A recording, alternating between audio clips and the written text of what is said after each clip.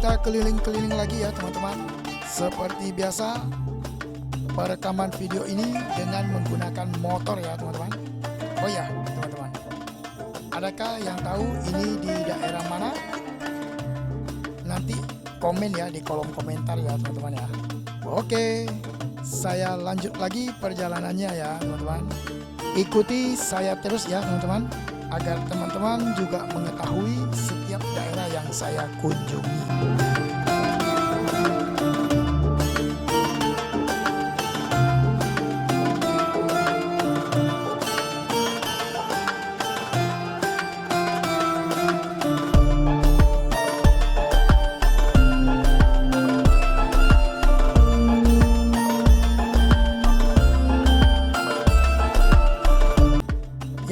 Itulah tadi video singkat tentang perjalanan saya yang saya rekam dengan menggunakan sebuah HP dan motor tentunya.